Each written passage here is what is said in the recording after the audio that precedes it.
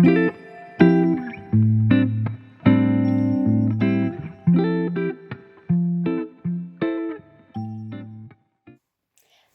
and welcome back to the AuPair podcast. I won't keep you waiting, I'm just going to get straight into this episode. So today I will be talking about the first few weeks of your AuPair experience, once you've arrived in the country and everything that happens, and how to deal with the challenges that I would think are commonly faced. At least they're challenges that I faced, and I think my friends did the same. So I'm just going to get straight into what you'll find when you first get here. So the first thing is that nerves and emotions will be running high. So it's completely natural to feel nervous. You're actually going through a really big step. It's a huge thing that you're doing, although it's better to break it down into smaller things. When you look at it and you take a step back, it's quite a big thing. So it's completely natural to feel nervous. And actually, sometimes I think it's a good sign. It shows that you really care. It shows a certain level of excitement. And it gives you adrenaline, which can really get you through those scary first few days when you're meeting the family and you're kind of getting to grips with everything. It gives you that little boost to keep going.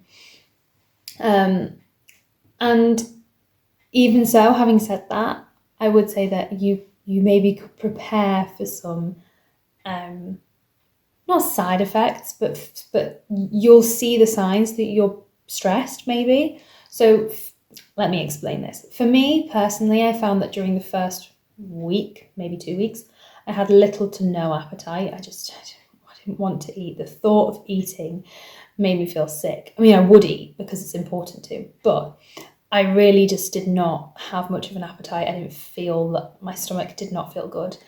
I remember going for a supermarket shop the second day that I was there with the host dad. He was pointing to all of these things. Do you want this? Do you want that? How would you feel? And everything, I was like, no, I don't really want that, because I didn't want to eat anything. I just didn't really want anything. We came back from the supermarket shop and after a few days I thought, okay, now I'm hungry and I should have got more from the supermarket. But anyway, all of this, it was just, I think, purely down to the anxiety of moving countries, because it really is a big step and there will be physical and mental effects, but it is completely normal. It's nothing to worry about. It's nothing to stress about. You're putting yourself through a stressful time. Your body will show it. You might have no appetite like I did. You might be very tired and very sleepy. You might be the reverse. You might be you might struggle to sleep. Maybe, I don't know, maybe you'll have oily skin, or I don't know, there's lots of different things, but it will settle. It's completely normal to have those kind of physical side effects and to have the mental impact of maybe feeling a little bit more emotional, feeling a bit homesick, feeling a bit anxious. It's all completely normal. And it's really important to bear that in mind and to give yourself a bit of time to adjust and to treat yourself nicely. So in my first couple of weeks, I really tried to make a plan for every day, that even if it was something tiny, I mean, sometimes it would just be, I'm going to go for a walk today, and I would just walk around the block. Or I'm going to set up my banking today, and that will be the only task apart from the au pair duties, because I started my au pair duties the day after I arrived. But I would try and make a little plan for myself, just to give myself something almost to tick off the list, a feeling of achievement, and to get myself out of the house and to be able to say I'd done something. You know, when the parents asked me, what did you do today? I could say, I went for a walk. It gave me a topic of conversation. You will adjust a lot faster than you expect. Things will continue to be up and down. I mean, it's not necessarily a smooth journey, just like normal life.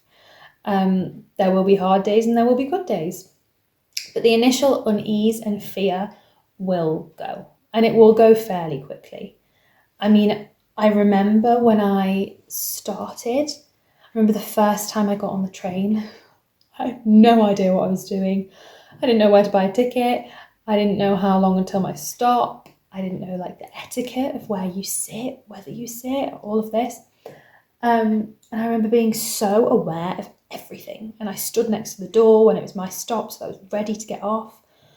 Now I just get on the train, I don't even think. I know exactly what I'm doing because I've adjusted. So, and it's funny to look back and think at how nervous I was just at getting the train.